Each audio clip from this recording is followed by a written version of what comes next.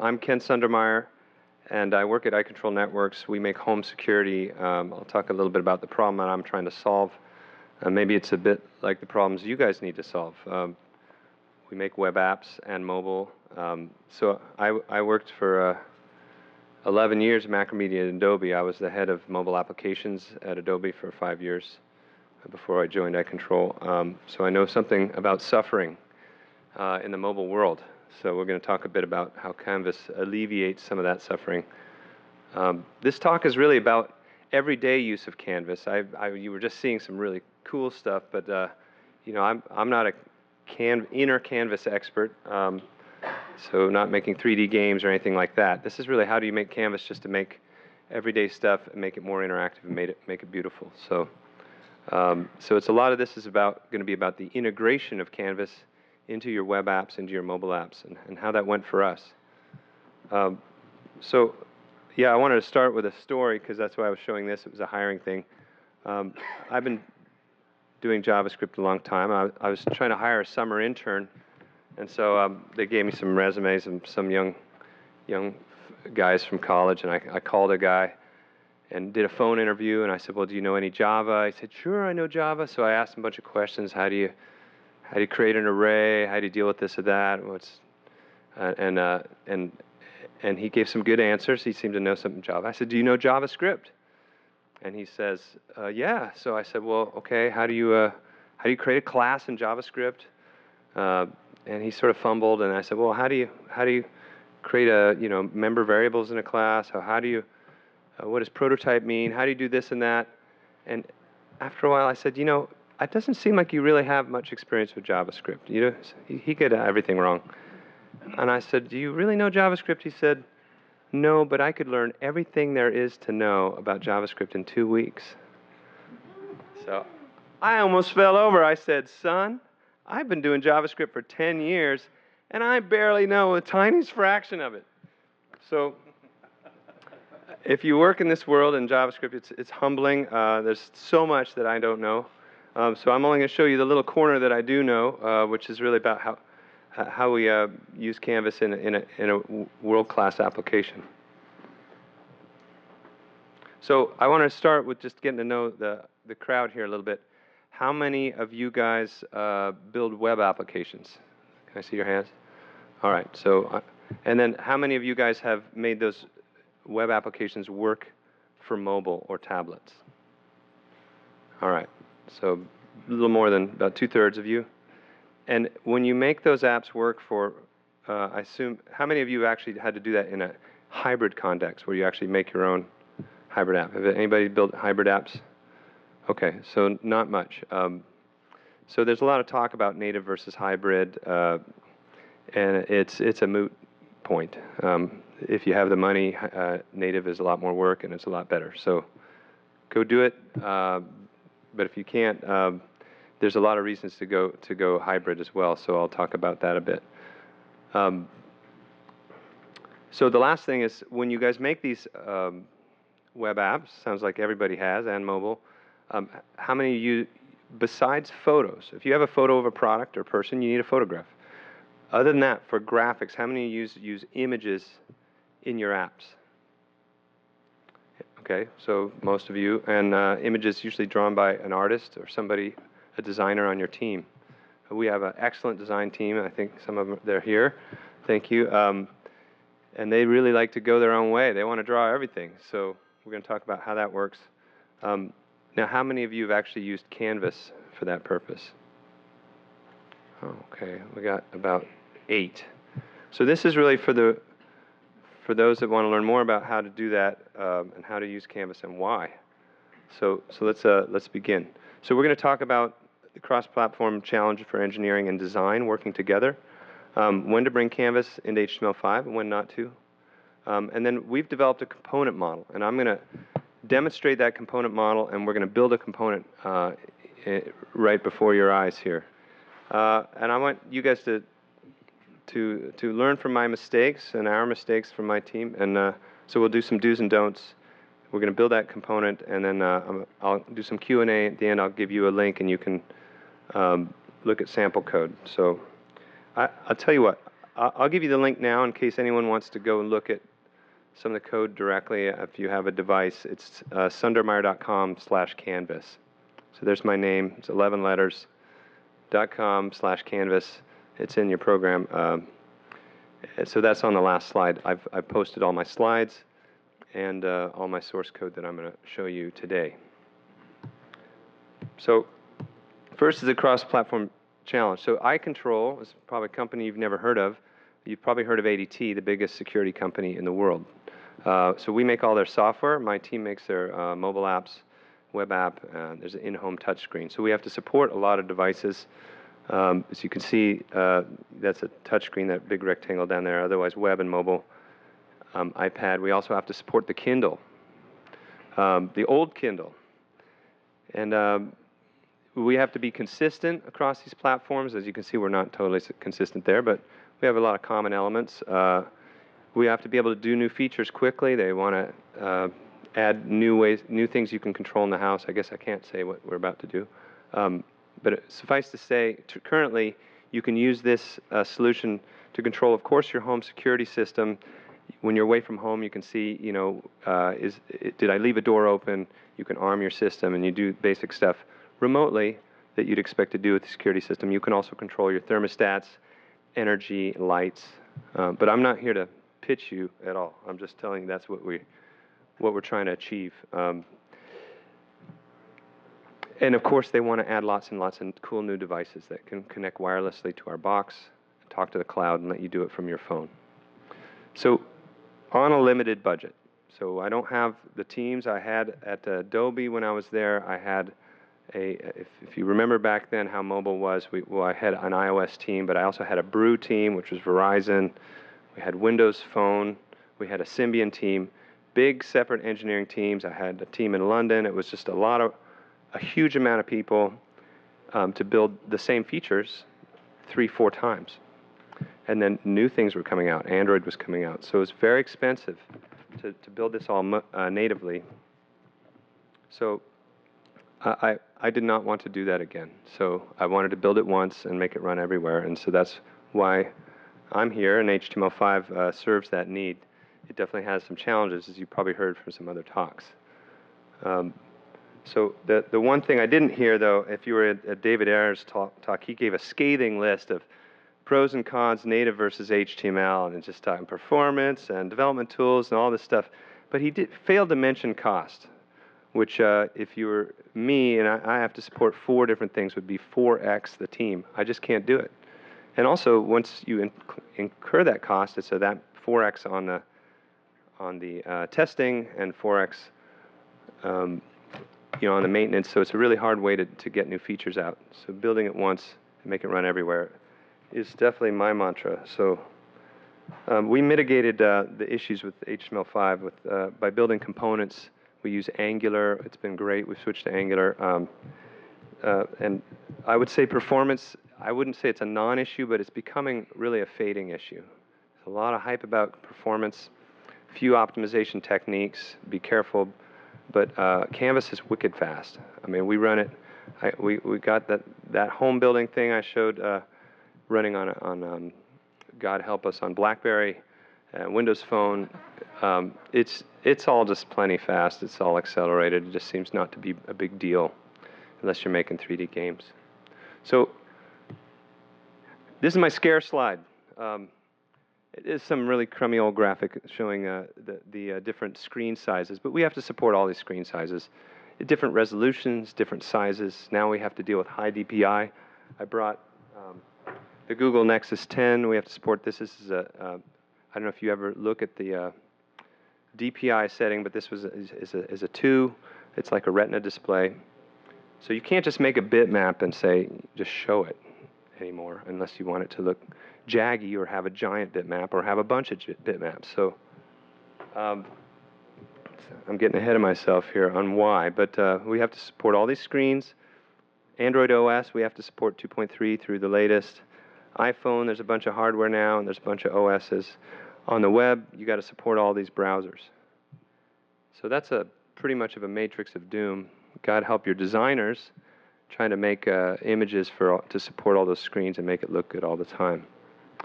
So, so that's the challenge that I'm set out to solve. So this is kind of obvious now when to use Canvas. So I made a sort of quick graph here showing this world. On the left is the cost to develop, with the cheapest being just sort of plain HTML. The top is just pure native code. If you're making a 3D game, oh, and the bottom is low interactive, low fidelity, and on the right is high fidelity. So in the top corner is 3D games. You got to cut that thing to the metal. You're going to really optimize, write it in native code, and you probably can't afford to build it everywhere anyway. You're just going to build an iPad app, hope you make some money. And have maps and things, but I put Facebook, and I mean them the highest respect, but Facebook is text and pictures scrolling by. You know, it's not rocket science from a presentation tier. It's all the work is being done on the back end. So the argument over native versus hybrid for Facebook app, I think, is moot. Just go build it native, whatever. If you've got the money, don't. It doesn't matter. I don't think it's not that material. You just got to make it reliable, make it look good.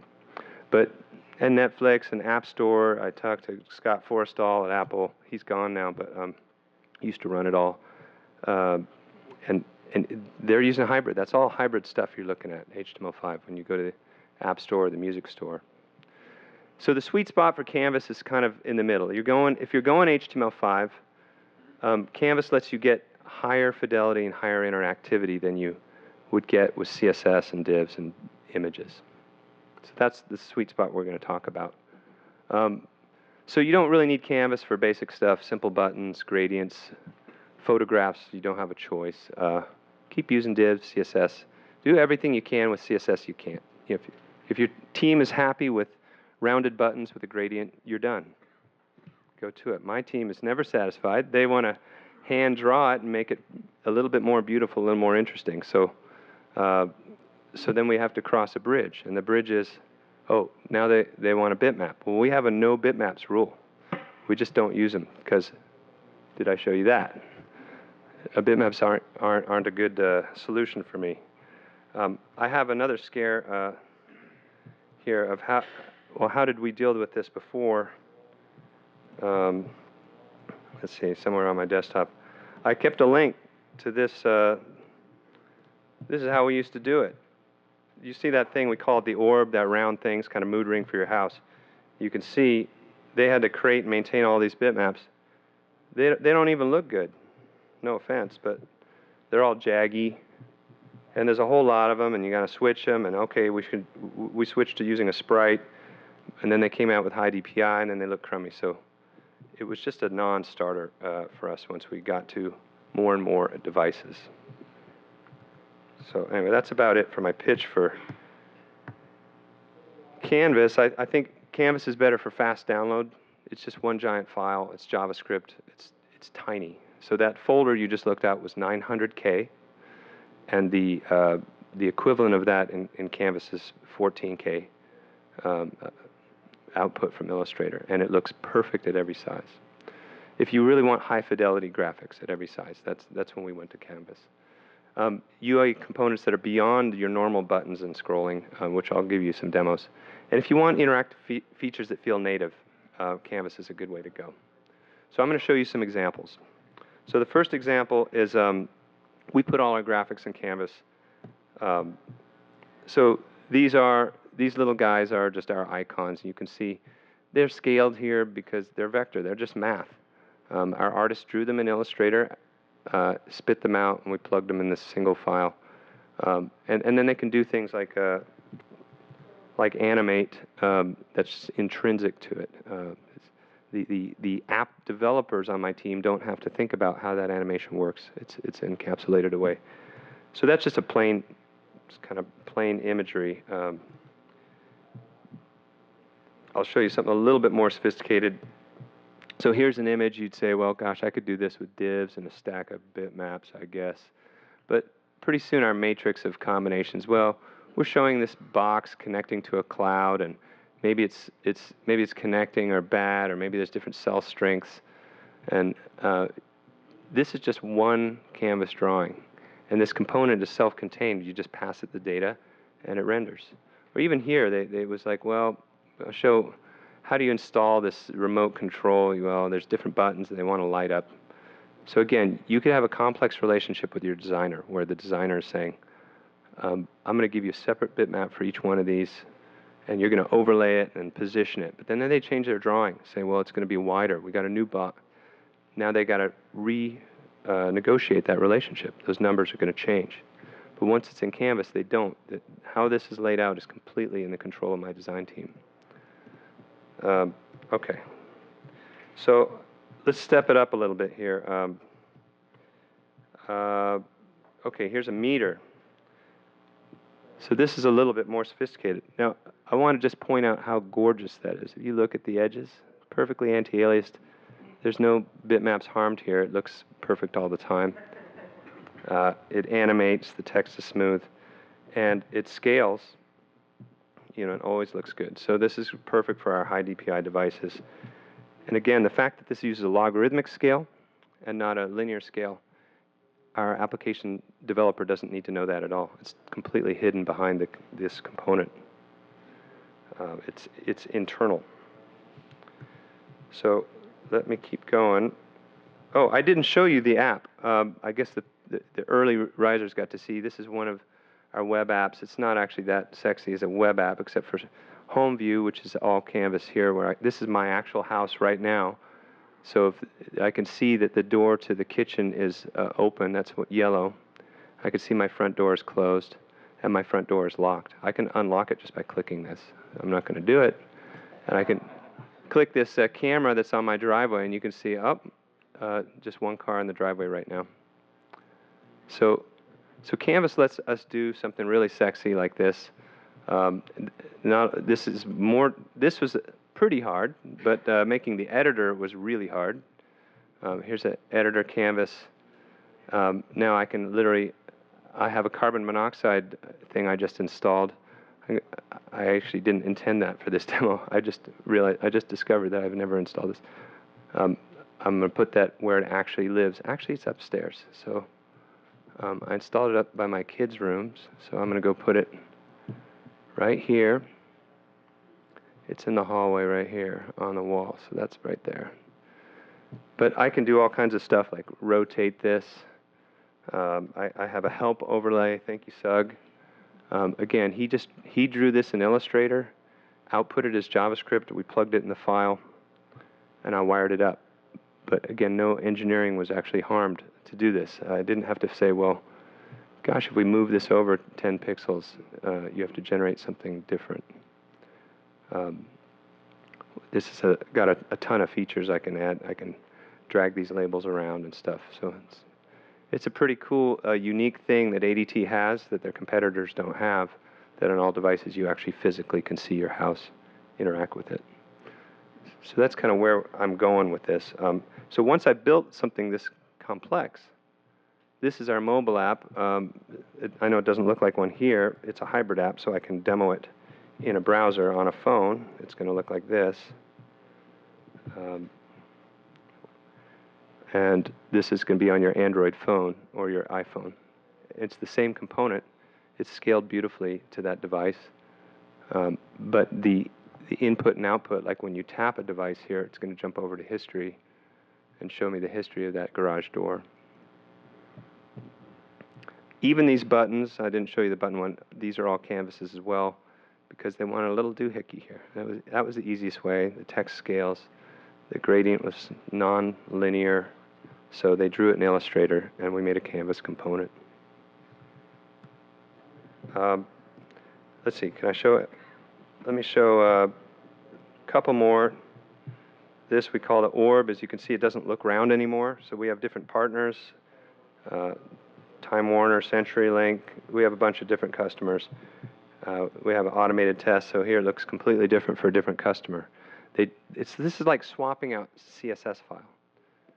In our styles folder, they've swapped out a JavaScript file that has the definition of how to draw this, and the designers can do that without bugging my team. And you get a completely different result for this different customer than you do for ADT. And you can see it running through its test.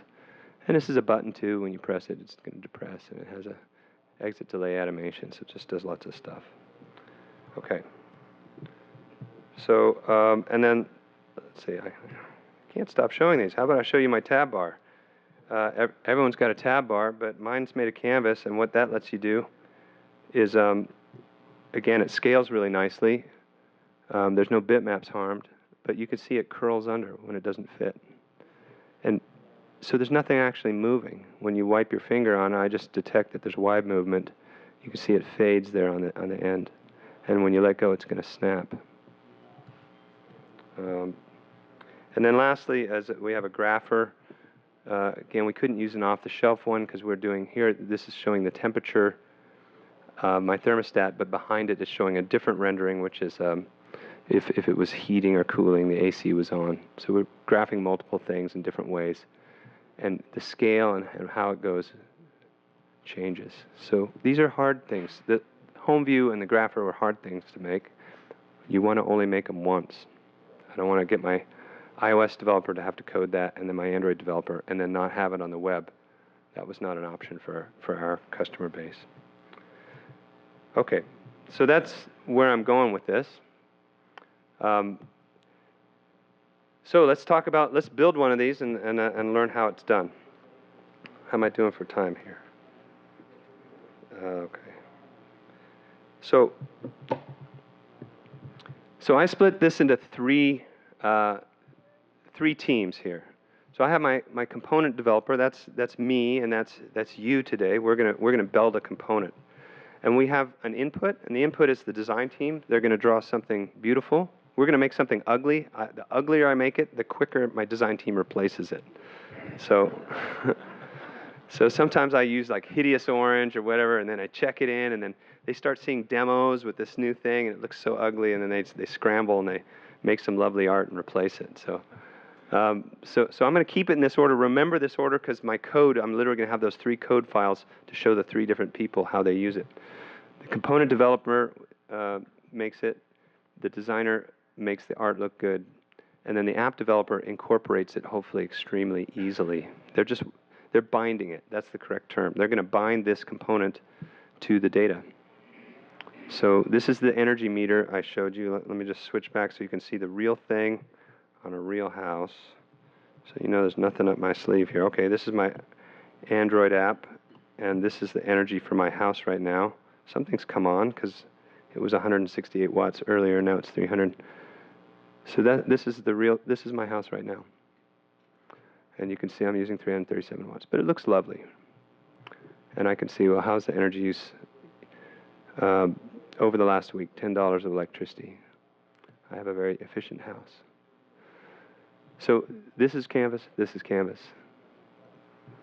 And of course, this is canvas. Okay, so with that, let's build that meter.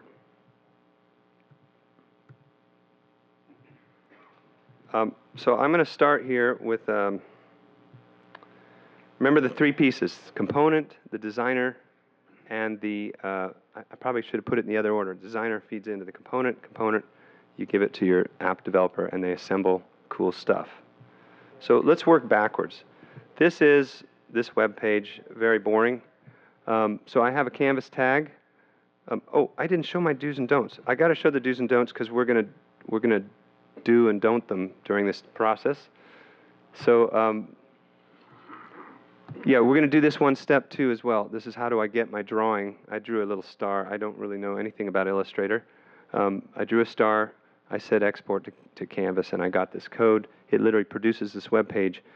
And so at this point, I'm going to copy and paste the run of JavaScript that it exported and stick it in our style sheet. It doesn't look like a style sheet, does it? But I'm going to call it that, even though it's JavaScript. So the first thing is Canvas tags require old school width and height. There's no way around this. It's like a law of the universe. So as much as you want to use styles, use CSS, use percentages, and make that all work. But at the end of the day, you're going to have to set that computed style back into the width and height attribute. Otherwise, you'll be working with a block that will not do what you think it should be doing. We'll show this. We'll stumble over that step, and then we'll fix it. Canvas is an excellent gentleman on iOS. I think it actually came from a standard built by, it's not Quartz, but something else that Apple had a long time ago. So it really does basically what you expect. They're pretty good on IE9. It's very good on Windows 9, believe it or not. Works perfectly. Android has some tweaks with different Android versions. So we're going to go over some of those tweaks. The first is clearing canvas. When you got to erase your canvas and draw to it, you got to clear it. There is a call called clearrect, but guess what? It just doesn't work in Android 4.1 and after. So you have to have a little conditional thing to say clear it this way or that way. Or if you do it the Android way, and then it's going to be fine. Except if you want to use Safari or other browsers, it's going to not behave. So we'll show how to work around that. Very easy. Oh, I didn't show you that one. There it is. Contexts are global. So there's this notion of a context. So you have a canvas and you get a handle to that object and you make calls to it. But first you have to create a context handle, and you call create context. And with that, you can do transforms and stuff. So it basically changes the way you were drawing to a square or whatever, but it's going to change the way it draws. You could say draw rotated or draw scaled. So that's the context. It's global. You can create variables all day and different functions saying, why did this mess up that? And it doesn't matter. You can say create context 10 times in 10 different places. It's always the same context. And you always have to say save and then restore, and then it'll come back to normal. So you'll see that all over my code. And then there's two specific tweaks I'm not really going to get into that we've just stumbled. We've tested on dozens of phones and OSs. We get two big problems that I've had to tell my design team that when they look at the code, sometimes we have to fix this. Fill rect is a little troublesome with gradients, but it's easy to work around. Instead of saying fill rect, XY with height, I have to say move line, and then close a path. Only when using certain gradients. So you can have these slides. You don't need to take pictures you don't want there. This slide is on my website, sundermeyer.com/canvas. And then IE9 had one funky thing that we hit over the years with multiple arc2s, where basically you're saying draw a bit of a circle and draw a bit of circle, and you're not closing the loop. That's about it. I really don't know much about Canvas itself. All we're going to do is draw a circle, and draw a square, and draw text. Those are the three calls I need to know as a developer to create ugly stuff to be replaced by other people that don't know Canvas but know Illustrator. So I just want to give you a taste of that, because I'm going to refer to this as we get through the code. So we're going to build a meter component from scratch. We're going to create a class in JavaScript. We're going to draw some placeholder ugly images in Canvas. We're going to rotate that, show how do you use transform to rotate it. How do we do animation with set timeout, make it scalable, support high res, fix the performance using caching. And then if there's any Angular fans, I can show how we used Angular to make this even easier. And mouse events, this component doesn't require mouse events, but I'll just show you how we do it. So that's probably a lot to cover, so I'm going to skip a bunch of it. Oh, no, I have time. Okay, let's go to, so that's really the last of my slides. Thank you for sitting through those. If you were waiting to see some code, here it is. Okay, so the first thing, what was my rule number one for canvases? Width and height, that's right, and I made it red. I'm sorry if you can't see that. I can make it a little bit bigger, but not much bigger, without getting into trouble here. So here I have a styled canvas. It's got a width and height, so I'm not going to deal with that problem right now. And then I'm going to go get element by ID, and I'm going to go find it. And so the first thing I need to do is just create an instance. I'm going to show you how does my application developer, how is he going to use this component? Well, I want to make it super easy for him. He's just going to create an instance and give it some data. So I have a variable here. So I'm doing all this in VI, Vim, for those that are old school like me. So I'm going to create a new IC meter, and I'm going to pass it the canvas object. And then the other thing we have that's really cool about doing it this way is we have something called client type. We just made it up. It's a parameter we always pass. And that means that artists can to make it look different for different clients. If they just want to paste it from Illustrator and say, if it's web, do it this way. If it's iPhone, make it more blue. And if it's Android, make it red, whatever, or make it green. They can do that. So I'm just giving them some data so they can conditionalize this component.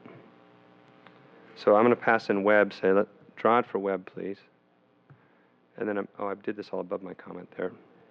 Okay. So I create an instance of this component, and then I'm going to give it some data. So meter object. So the standard that we just settled on was we just have an update method. So we have a class, the constructor, one method called update. And the update, I'm going to give it some data. The particular signature for that meter is give me a percentage. So I'm going to give it 50%, 0.5, and give me 2 pieces of text. Make that look, friendly, 50. And then how about the word percent?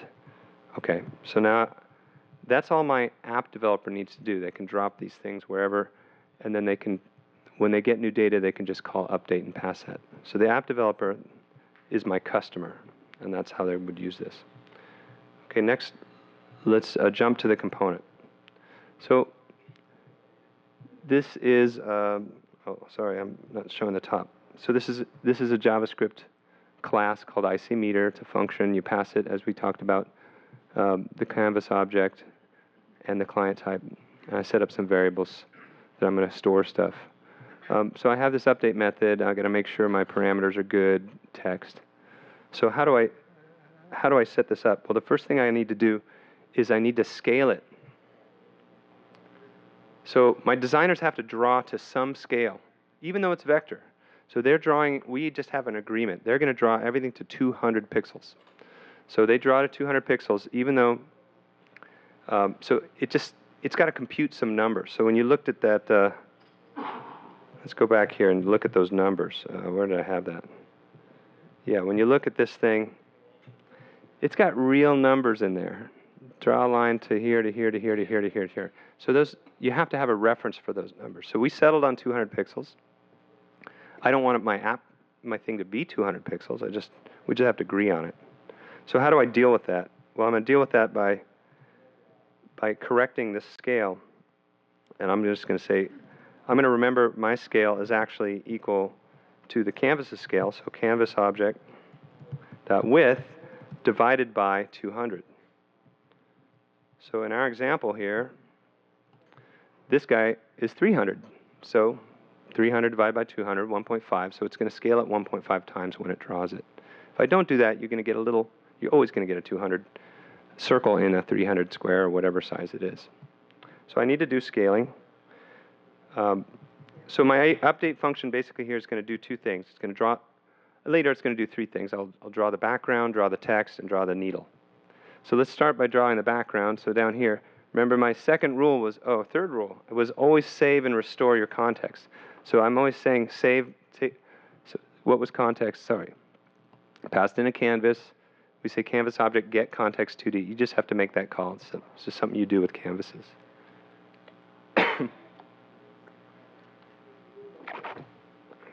I take that context, I save it.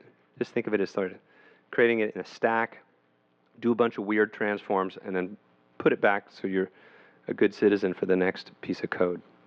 So I've saved my context.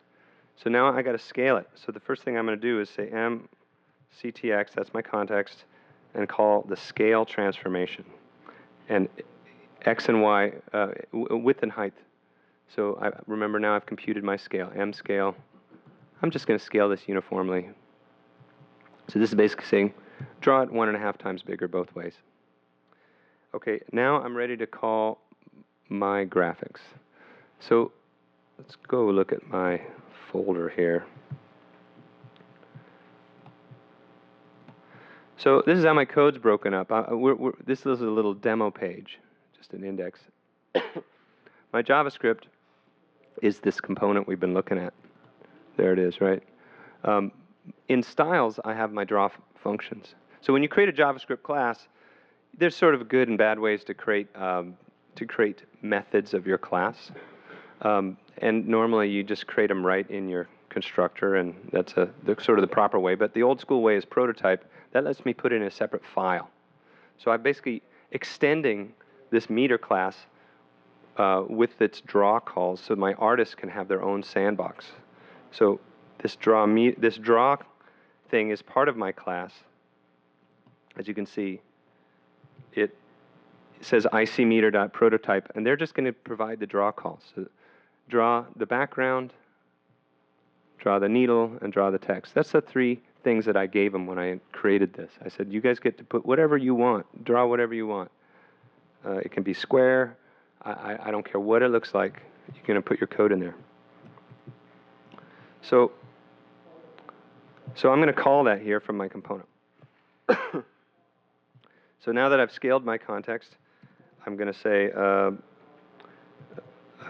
myself, which is this instance here, dot draw meter background, which is the styled function. I have to pass it a few things: the context, the scale in case they want to do something with the scale, the client type, remember, in case they want to say do it different for Android, and if they want to draw some numbers, I better give them what my number range is. Okay, so that's basically it. I've got an update method. I'm going to call these two draw functions to draw the text and the background. I already have it here. Same thing for draw text. Scale, draw the text, and restore. So let's go look at the actual draw calls. Oops. Okay, so I've instantiated it. I'm calling my draw calls. And then here's my, let's do something ugly. So again, I don't know a lot here. I do know how to draw a circle. So my context is 200 pixels. So the center of that thing, the center of my circle should be 100, 100. Draw the circle mostly to the edge, so about 95 pixels outward. Draw it in degrees from 0 to all the way around. Oddly enough, it's 2 times pi. I don't know why. And I have to give it, say, clockwise or whatever. So let's see if this works. Okay, so I'm drawing a circle. And then I got to draw some text. So to draw text, I've already done some basic canvas stuff here. Make it centered, pick a color, and set up a font. So I've did all that. So all I need to do is now actually draw the text. That's, again, context.fill text. This is about the only part that my designers need to actually edit, because these need to be variables. What they get from Illustrator is a hard-coded number. So they put in a sample number, they export it, and they replace the number with a variable. So let's see. This is like a cooking show where I have each thing in the oven, so we'll be able to jump right ahead to the next one. So I'm passing in the first line of text line 1. I'm going to draw that at x is 100, so halfway over, centered, and most of the way down, 160 pixels. And then I'll go down here and draw the second line of text line 2. Draw a little farther down. And okay, so now we got some text. So now let me show me the other cool thing about this is test automation. It's a component, and I have an automated tester here that's going to suck that thing in and run it through its paces. I have some JavaScript saying, hey, throw negative numbers at it. What if you give it null instead of text? What if you give it garbage? What if the canvas is destroyed? I want to make this thing bomb-proof. So I'm going to run this through the test, and you can see it'll go through all those steps.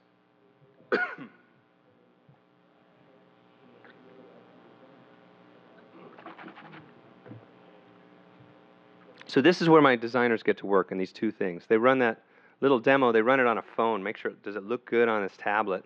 And then they have to run it through here to make sure they didn't break anything. So they paste in some code, they hit this. If it passes, then they're good and they can check in.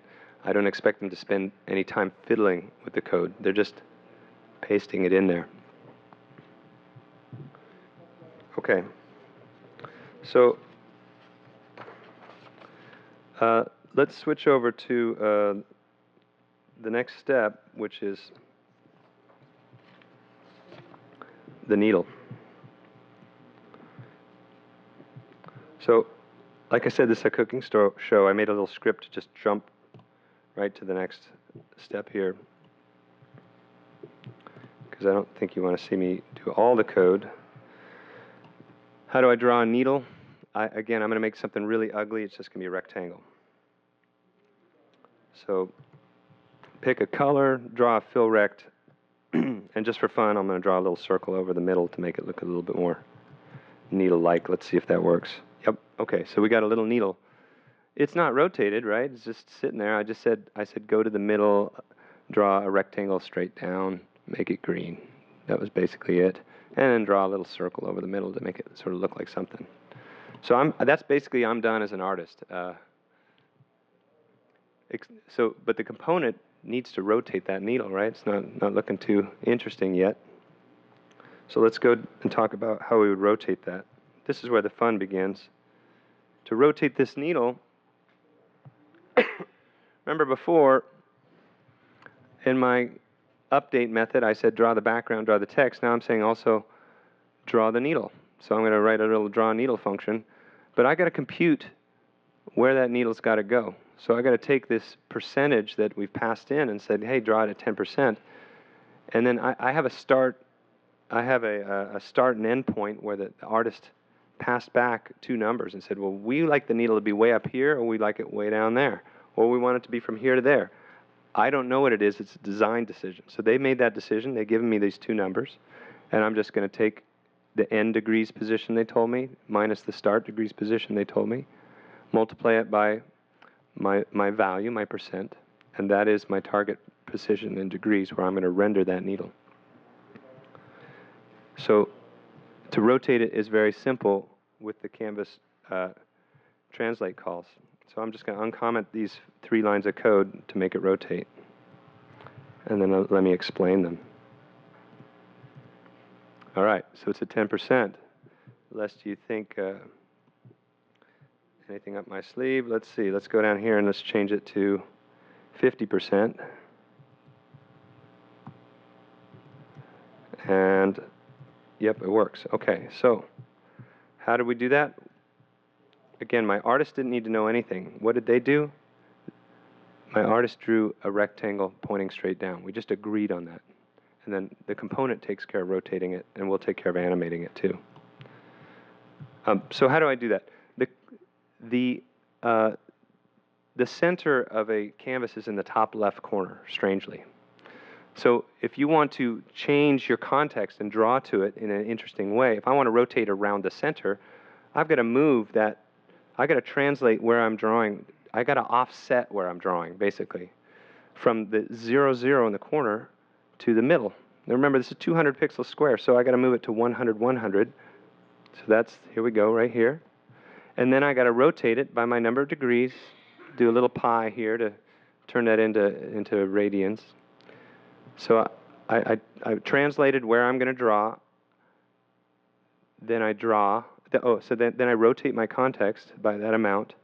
And then I have to put where things draw back to the corner when I'm done. So, and it's relative. So it's sort of weird. Translate to the middle, rotate, translate back, minus 100, 100. Now I'm ready to draw it in the new position. That's why it rotates. Okay. So let's run this through its paces, and we should see a little bit more action here. Make sure I didn't screw anything up. So now I get to do all kinds of fun things, like if it's greater than, I have what I call a needle bend percent. If it's greater than 105%, then just set it back to 105. If it's negative, set it to 0. So we've got to take care of all these little edge cases in our component. The designers don't have to think about that stuff, and the app developer doesn't need to think about it. It just needs to be really robust. And you notice I got a little mini one up here too. So we have another notion called Greeking. Greeking is when something gets small, maybe it doesn't render anymore.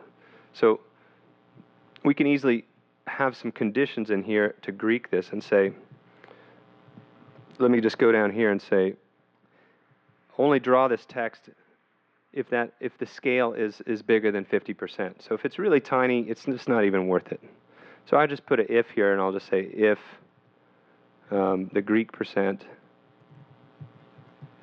which is just my scale. I just passed in that scale number. It's a number from 0 to 1.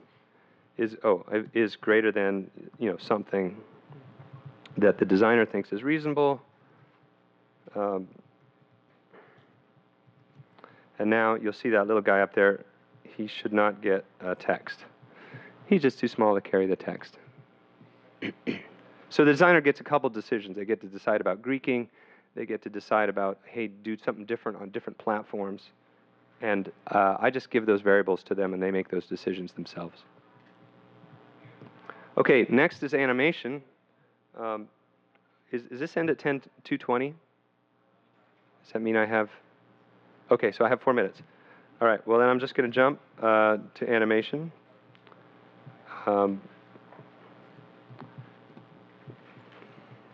Animation was really pretty easy. All I had to do was call set timeout and just keep repeating calling my draw call and keep incrementing, getting a little closer each time until I arrive at the final number I wanted to arrive at. And then I wanted to show, as part of that, go to Adobe Illustrator and show you how did I get this out of here. So here's the art that the designer did. I'm going to hide the pieces I don't care about right now, and I'm going to say export to canvas. So I say export. I have this excellent plugin, AI to canvas it's called, and I say export it as canvas. So now we're going to replace my ugly circle with this. So you see I got a web page. If I view source, hold on. How come I didn't get view source here?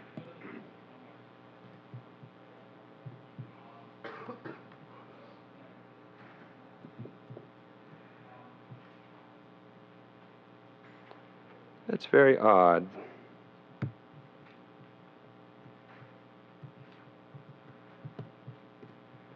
All right, how about we save this thing?